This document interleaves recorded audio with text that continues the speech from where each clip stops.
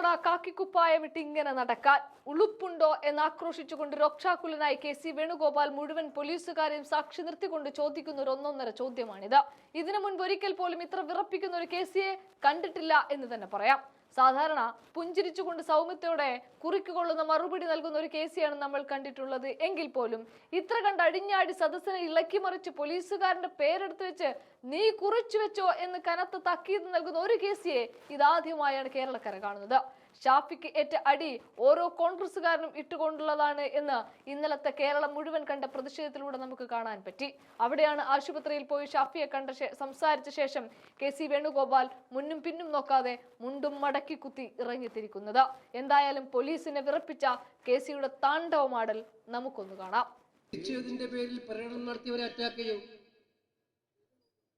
പിന്നെ അണികളെ എല്ലാത്തിനും വിട്ട് നേതാക്കന്മാരെ സ്വർണത്തിന് മാത്രം കാവലിരിക്കുന്ന പാർട്ടിയല്ല ഇന്ത്യൻ നാഷണൽ കോൺഗ്രസ് എന്നുള്ളത് കൊണ്ട്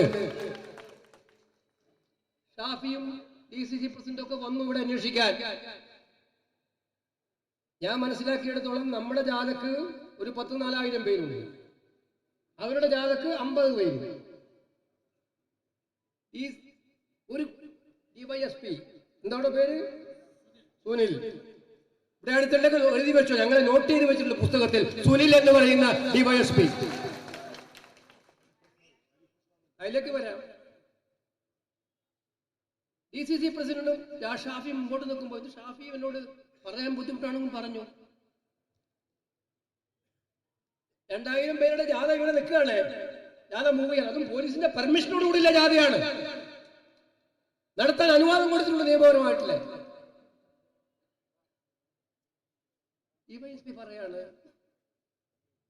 പ്രവീണിനോട്, അവിടെ 50 പേര് ആയുധങ്ങളായിട്ട് നിൽക്കുകയാണ്, അവിടെ കത്തിയുണ്ട്, അവിടെ കുറുവടിയുണ്ട്. അപ്പൊ ഈ ജാഥ അങ്ങോട്ട് പോവാതിരിക്കുന്നതാണ് നല്ലത് എന്നുള്ള ഒരു ഉപദേശം DCC പ്രസിഡന്റിന്. ഉളുപ്പുണ്ടോ കാക്കിക്കുപ്പായിട്ട് നടക്കാൻ? ഉളുപ്പുണ്ടോ? നിങ്ങൾ സംരക്ഷണം കൊടുത്തൊരു ജാഥ നടപ്പിലാക്കുന്നതിന് ആരെങ്കിലും എതിർക്കുന്നുണ്ടെങ്കിൽ, 50 പേരുണ്ടെങ്കിൽ, ഇവിടെയാണോ കാവൽ വേണ്ടത്, അല്ല 50 പേർക്കാണോ നിങ്ങൾ കാവൽ നടത്തേണ്ടത്? ആ 50 പേരെയും അറസ്റ്റ് ചെയ്ത് ഈ ജാഥ നടത്താൻ സുഗമമായ അവസരം ഒരുക്കേണ്ട പോലീസ് 50 പേരെ കാണിച്ച് ഞങ്ങളെ ആളെ പീഡിപ്പിക്കുകയാണ് ചെയ്യുന്നത്. അപ്പൊ നിങ്ങൾ തീരുമാനിച്ചിട്ടുണ്ട് കോൺഗ്രസിന്റെ ജാഥ UDFന്റെ ജാഥ നടത്താൻ പാടില്ല. അപ്പൊ ആത്മാഭിമാനമില്ല ഏതെങ്കിലും പാർട്ടി പ്രവർത്തനം അനുവദിക്കാൻ പറ്റുമോ? നമ്മൾ തീരുമാനിച്ച് നമ്മൾ പ്രതിഷേധിക്കാനുള്ള ജാഥ, നമ്മളെ കുട്ടികളെ ഭീകരമായി അർദ്ധിച്ചിട്ട് അവർ ജയിച്ചതിന്റെ ജാഥ അത് നടത്തി മുന്നോട്ട് പോകുമ്പോഴാണ് പോലീസ് നമ്മുടെ ജാതിയെ നേരിടാൻ രംഗത്ത് വരുന്നത്. അവർക്കറിയാം ഷാഫി പറമ്പിൽ MP ആണ്, ഇന്ത്യൻ പാർലമെന്റിലേക്ക് നിങ്ങളുടെ എല്ലാ പ്രചരണങ്ങളെയും അതിജീവിച്ചുകൊണ്ട് മഹാഭൂരിപക്ഷത്തോടെ ഈ വടകരയിലെ ജനങ്ങൾ ജയിപ്പിച്ച MP ആണ്. അവർക്കറിയാമല്ലോ. ഇതിന് കീഴ്വഴക്കങ്ങളുണ്ട്, ചട്ടങ്ങളുണ്ട്. ഒരു പാർലമെന്റ് മെമ്പറുടെ മേഘത്ത് കൈവക്കാൻ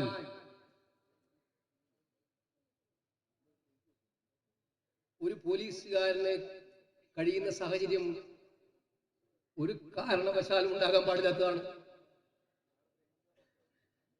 മൃഗീയമായി അടിച്ചു. വീഡിയോയിൽ കാണാം ഷാഫി അടിക്കുന്നത്. അദ്ദേഹത്തിന്റെ മൂക്കിൽ നിന്നും ചോര വന്നു. നമ്മളൊക്കെ കേട്ടിട്ടുണ്ട്, നിന്റെ മൂക്കിന്റെ പാലം അടിച്ച് കളിയിടാന്ന്. അതുപോലെയാണ് ഷാഫിയെ നിഷ്ഠൂരമായി ആക്രമിച്ചിരിക്കുന്നത്. എന്നിട്ട് വൈകുന്നേരം ഞാൻ കേട്ടു ഒരു SP പറയുന്നത് അങ്ങനെ ഒരു സംഭവം നടന്നിട്ടേ ഇല്ല, ഞങ്ങൾ MPയെ ആക്രമിച്ചിട്ടേ ഇല്ല. മിസ്റ്റർ ബൈജു മോനെ, ആ കാക്കിക്കുപ്പായം അവിടെ വെച്ചിട്ടുണ്ടല്ലോ. ജീവിതാവസാനം വരെ പിണറായി മുഖ്യമന്ത്രിയാവുന്നുള്ള മോഹം ആരെങ്കിലും തന്നിട്ടുണ്ടെങ്കിൽ 6 മാസം കഴിഞ്ഞാൽ നിങ്ങളെ ഞങ്ങളെ കാണും. 6 മാസം കഴിഞ്ഞാൽ, ഏപ്രിൽ മാസം കഴിഞ്ഞാൽ മിസ്റ്റർ ബൈജു നിങ്ങളെ ഞങ്ങൾ കാണും. എല്ലാ നിയമലംഘനങ്ങൾക്കെതിരായിട്ടുള്ള നിങ്ങളുടെ ഈ നടപടി, എല്ലാം മര്യാദകളും കാറ്റിൽപ്പെടുത്തുന്ന നിങ്ങളുടെ ഈ നടപടി ഞങ്ങൾ ചോദ്യം ചെയ്യും. അതിന് സംശയം വേണ്ട. വേറൊരു ഹരിപ്രസാദ് ഡിവൈഎസ്പി ഉണ്ട്, വടകര ഡിവൈഎസ്പി ആണ്. ഞാൻ സാധാരണ ഇങ്ങനൊന്നും പറയുന്ന ആളല്ല, പക്ഷെ ഈ സംഭവത്തില് ഇത്രയും ഭീകരമായ ഒരു പോലീസ് ഒരു ഭാഗത്ത് പക്ഷം ചേർന്ന് ഒരു പാർലമെന്റ് മെമ്പറെയും നേതാക്കളെയും തല്ലിച്ചതക്കുന്നത് കണ്ടാൽ, ഇത് പറയാതെ ഇവിടുന്ന് പോയാൽ ഞാൻ ഒരു സാധാരണ പ്രവർത്തകൻ അല്ല എന്നുള്ളതുകൊണ്ടാണ് ഇത് പറയുന്നത്. ഞങ്ങളൊക്കെ ഒരുപാട് അക്രമം കണ്ടതാണ്, പോലീസുകാരനെ ഇവരെ നോക്കിയതാണ്, എത്രയോ ഭീകരമായ അക്രമങ്ങൾ നേരിട്ടവരാണ്. ഈ ഓലപ്പാമ്പ് കാണിച്ച് പേടിപ്പിക്കണ്ട. ഒരു കാര്യം ഞങ്ങൾ പറഞ്ഞേക്കാം, യൂണിഫോമിന്റെ പവിത്രതയുണ്ട്, പാരമ്പര്യമുണ്ട്. ആ യൂണിഫോം ഇട്ടിട്ട് ഏമന്മാരെ സുഖിപ്പിക്കാൻ വേണ്ടി, ഈ സുഖിപ്പിക്കുന്നവരെല്ലാം അഴിമതി നടത്തുന്നവരാണ് എന്ന കാര്യത്തിൽ സംശയം വേണ്ട. അവന്റെ അഴിമതി മറച്ചു പിടിക്കാനാണ് ഈ സുഖിപ്പിക്കൽ, ഓവർ സുഖിപ്പിക്കൽ നടത്തുന്നത്. അങ്ങനെ സുഖിപ്പിക്കാൻ വേണ്ടി കോൺഗ്രസിന്റെ എംപിക്ക് നേരെയും നേതാക്കന്മാർക്കെതിരെയും കുതിര കയറിയാൽ നിങ്ങൾക്കറിയും ഷാഫി ആരാണ്, ഇന്ത്യൻ നാഷണൽ കോൺഗ്രസ് എന്താണ്, UDF എന്താണ് എന്ന് നിങ്ങളെ ബോധ്യപ്പെടുത്തിയിരിക്കും എന്ന് ഞാൻ പറയാൻ ആഗ്രഹിക്കുകയാണ്. അതുകൊണ്ട് ഇത് ചിലരുണ്ട്, ഇപ്പോ ചില പോലീസ് നിയമന്മാരുണ്ട്, കേസുകാരെ കിട്ടിയ അപ്പൊ തന്നെ നേരെ ചവിട്ടുക, തല്ലുക. യൂത്ത് കോൺഗ്രസ്സുകാരെ കിട്ടിയാല് MSFമാരെ കിട്ടിയ ചെയ്യുക. ഇത് ചില പോലീസുകാരുണ്ട് ഇപ്പോ. മക്കളെ, ഒരു കാര്യം പറഞ്ഞേക്കാം, കേരളമാണിത്. ഇത് CPMന്റെ അവസാനത്തെ ഭരണമാണ് ഈ ഭരണം എന്ന് പറയുന്നത്. അതുകൊണ്ട് ഇതിനെല്ലാം കണക്ക് തീർത്ത് ചോദ്യം ചോദിക്കുന്ന കാലമുണ്ടാവും. അതുകൊണ്ട് മര്യാദക്ക് അവനവന്റെ കാക്കി കുപ്പായത്തിന്റെ വിശുദ്ധി കാത്തു സൂക്ഷിച്ച് പ്രവർത്തനം നടത്താൻ തയ്യാറാകണമെന്നാണ് എനിക്ക് പറയാനുള്ളത്. കാരണം നിങ്ങളുടെ നേതാക്കന്മാരുടെയൊക്കെ സ്ഥിതി എന്താണെന്ന് ഇപ്പൊ എല്ലാവരും കണ്ടു. ഇന്ന് രാവിലെ പത്രം വായിച്ചപ്പോ എന്താ സുഹൃത്ത് കണ്ടത്? 2023 നമ്മുടെ മുഖ്യമന്ത്രിയുടെ മോനൊരു നോട്ടീസ്. ആരുടെ നോട്ടീസാണ്? Enforcement directorate, ED. 2023 നോട്ടീസ് 2 കൊല്ലമായിട്ട് പൂർത്തി വെച്ചിരിക്കുകയാണ്. നിങ്ങൾക്കറിയില്ലേ? സോണിയാഗാന്ധിക്ക് നോട്ടീസ് പോയി, പൂർത്തി വെച്ചോ? 4 ദിവസം ചോദ്യം ചെയ്തു. രാഹുൽ ഗാന്ധിക്ക് നോട്ടീസ് പോയി, 6 ദിവസമാണ് പച്ചവെള്ളം പോലും കൊടുക്കാതെ ചോദ്യം ചെയ്തത്. ഹേമന്ത് സോറനെ ചോദ്യം ചെയ്തു, സഞ്ജയ് റൌത്തിനെ ചോദ്യം ചെയ്തു, സാക്ഷാൽ കേജ്രിവാളിനെ ചോദ്യം ചെയ്തു, അകത്താക്കി. ഈ ചോദ്യം ചെയ്തതെല്ലാം ജനങ്ങളറിയും. കാരണം EDയുടെ ചോദ്യം ചെയ്യൽ, പ്രതിപക്ഷ നേതാക്കന്മാരെ ചോദ്യം ചെയ്താൽ അവരാദ്യം കൊടുക്കുന്നത് മാധ്യമങ്ങൾക്കാണ്. നോട്ടീസ് പോയാൽ എനിക്കറിയാം, ED ആദ്യം കൊടുക്കുന്നത് മാധ്യമങ്ങൾക്കാണ്. പിണറായി വിജയന്റെ മകന്റെ നോട്ടീസ് മാത്രം ED ആർക്കും കൊടുത്തിട്ടില്ല. 2 കൊല്ലമായിട്ട് ആരും അറിയില്ല. ഇന്നത്തെ പത്രത്തിലാണ് ആ നോട്ടീസ് കണ്ടത്. അദ്ദേഹം കള്ളപ്പണം വെളുപ്പിച്ചു എന്നൊക്കെ പറഞ്ഞിട്ടാണ് കേസ് നോട്ടീസ് കൊടുത്തിരിക്കുന്നത്. ഞാൻ ചോദിക്കട്ടെ, എല്ലാം ഇപ്പോഴും ED വരുമ്പോ പറയുന്നത്, നമ്മുടെ സഖാക്കള് വേദാമ്പരം പറയുന്നത് രാഷ്ട്രീയ പ്രതിയോഗികളെ ഇല്ലായ്മ ചെയ്യാൻ വേണ്ടിയിട്ടുള്ള കമ്മ്യൂണിസ്റ്റ് പാർട്ടിക്കെതിരായിട്ടുള്ള ബോധപൂർവമായ ഗൂഢാലോചനയാണ് ഇതെല്ലാം ചെയ്യുന്നതെന്നാണ് പറയുന്നത്. അങ്ങനെ ആയിരുന്നെങ്കിൽ ഈ നോട്ടീസ് കിട്ടിയ CPM സഖാവേ, ഇവിടെ കുറച്ച് നല്ല സഖാക്കളൊക്കെ ഉണ്ടാവുമല്ലോ, കമ്മ്യൂണിസ്റ്റുകാര്, കമ്മ്യൂണിസത്തിൽ വിശ്വസിക്കുന്നവര്. ഞാൻ അവരോടാ ചോദിക്കുന്നത്, നിങ്ങളുടെ പാർട്ടി നേതാക്കന്മാർ പറയണ്ടേ ഒരു കാര്യമില്ലാതെ ED നോട്ടീസ് അയച്ചിരിക്കുകയാണ്, ഇതിനെതിരായിട്ട് നമുക്ക് സമരം ചെയ്യണമെന്ന്? പിണറായി ഇത് പൂർത്തിവെച്ച് ഈ നോട്ടീസ് ആരും കാണിച്ചിട്ടില്ല. EDയും കാണിച്ചില്ല, പിണറായിയും കാണിച്ചില്ല. ഇതിന്റെ കൂടെ നിങ്ങൾ കൂട്ടി വായിക്കേണ്ട എന്താണ്? സാധാരണ മുഖ്യമന്ത്രിമാരൊക്കെ ഡൽഹി പോയ മന്ത്രിമാരെ കാണും, അത് എതിർ പാർട്ടി ആയാലും കാണും. നമ്മുടെ സംസ്ഥാനത്തിന്റെ താല്പര്യങ്ങൾ സംരക്ഷിക്കാൻ വേണ്ടി നിവേദനം കൊടുക്കും. അത് സാധാരണയായി സ്വാഭാവികമായിട്ടുള്ള കാര്യമാണ്. പക്ഷെ അടുത്ത കാലത്തായിട്ട് ഒരു വ്യത്യാസം വന്നിരിക്കുന്നത് എന്താണെന്ന് വെച്ചാൽ, ഉദ്യോഗസ്ഥന്മാരില്ലാതെ ഒരു ബ്രേക്ക്ഫാസ്റ്റ്, പ്രഭാത ഭക്ഷണം കേരള ഹൗസിലേക്ക് ധനമന്ത്രി, ഉദ്യോഗസ്ഥന്മാരൊന്നുമില്ല. ഇപ്പൊ കേരള ഹൗസിലെ ബ്രേക്ക്ഫാസ്റ്റ് ധനമന്ത്രി വരുന്നു, നിർമ്മലാ സീതാരാമൻ. കഴിഞ്ഞ ദിവസം നോക്കുമുണ്ട്,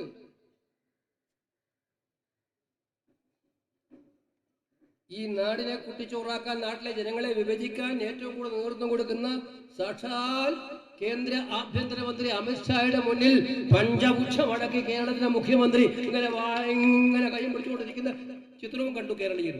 അത് അദ്ദേഹത്തിന് വീട്ടിൽ പോയിട്ടാണ്, ഉദ്യോഗസ്ഥന്മാരും കൂടിയില്ല.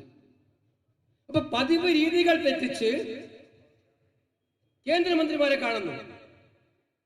നിതിൻ ഗഡ്കരിയെ, RSSന്റെ ഏറ്റവും ഉറ്റ നേതാവായിട്ടുള്ള നിതിൻ ഗഡ്കരിയെ രഹസ്യ താവളത്തിൽ പോയി കേരളത്തിലെ മുഖ്യമന്ത്രി കാണുന്നു. രഹസ്യ താവളത്തിൽ കേരളത്തിലെ മുഖ്യമന്ത്രി കാണുന്നു. കേന്ദ്രമന്ത്രിമാരെ കാണുന്നതൊന്നും തെറ്റില്ല. സംസ്ഥാനത്തിന്റെ കാര്യങ്ങൾ പറയണം, അത് നേരെ പോയിട്ട് കാണും. തലയിൽ മുണ്ടിട്ടിട്ട് പിന്നാലെ പോയിട്ട് രഹസ്യമായിട്ടല്ല മിസ്റ്റർ പിണറായി കാണുന്നത്.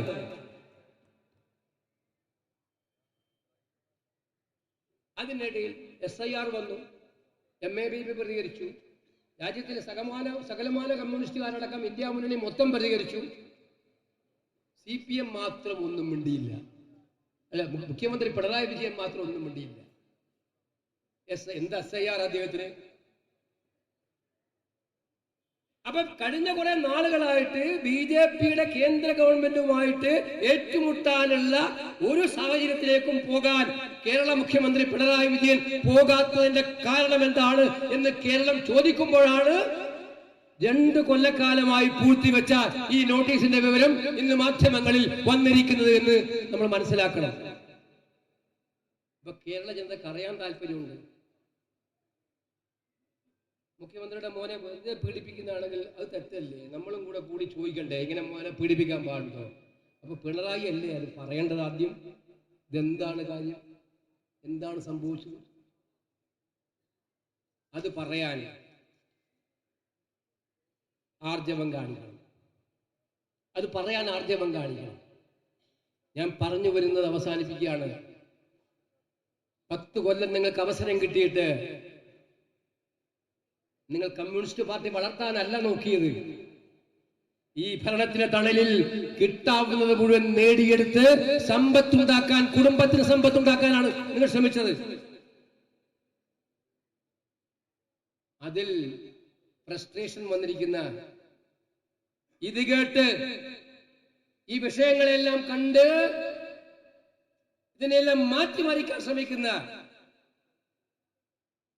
മുഖ്യമന്ത്രിക്കും പാർട്ടിക്കും ഈ വിഷയം ഡൈവേർട്ട് ചെയ്യാൻ വേറൊരു വിഷയം വേണം. ശബരിമല, അതുപോലെ ഈ ED നോട്ടീസ്, ഇനിയും വരാനിരിക്കുന്ന കുറെ കാര്യങ്ങൾ. പക്ഷേ ഞങ്ങൾ ഒരു കാര്യം പറയാൻ ആഗ്രഹിക്കുന്നു. ഷാഫി ഇന്നലെ അടി കിട്ടിയിട്ട് ചോര ഒലിക്കുമ്പോഴും പറഞ്ഞു, ഈ സ്വർണ്ണക്കള്ളന്മാരെ ഞങ്ങൾ വെറുതെ വിടില്ല എന്ന്. സ്വർണ്ണക്കള്ളന്മാരെ വെറുതെ വിടില്ല, കള്ളപ്പണം വിളിപ്പിച്ചിട്ടുണ്ടെങ്കിൽ അവരെയും വെറുതെ വിടില്ല. ഇത് ഒത്തുകളി ഉണ്ടാക്കിയിട്ട് ഞാൻ നോക്കിയിട്ട് ഇപ്പം ശബരിമല വിഷയം വന്നപ്പോൾ ഹൈന്ദവ വിശ്വാസത്തിന്റെ ഞങ്ങൾ അങ്ങേയറ്റമാണെന്ന് പറഞ്ഞുകൊണ്ട് കിടക്കുന്ന നമ്മുടെ BJPക്കാരോ അക്ഷരം മിണ്ടുന്നില്ല. കണ്ടിട്ടില്ലോ നിങ്ങൾ? എവിടെയാണ് അവര്? അപ്പൊ ഇതെല്ലാം കൂടി നോക്കിയാൽ നമുക്ക് മനസ്സിലാകും കേരളത്തിൽ അരങ്ങൊരുങ്ങുന്നത് ക്ലിയർ ആയിട്ടുള്ള രഹസ്യ ഡീലാണ്. ആ രഹസ്യ ഡീല് കള്ളന്മാരെ സംരക്ഷിക്കാൻ വേണ്ടിയുള്ള ഡീലാണ്. ആ ഡീലിന്റെ ഭാഗമാണ് ഇത്തരം അക്രമങ്ങളും ഇത്തരം ഭീകരമായിട്ടുള്ള മർദ്ദനങ്ങളും.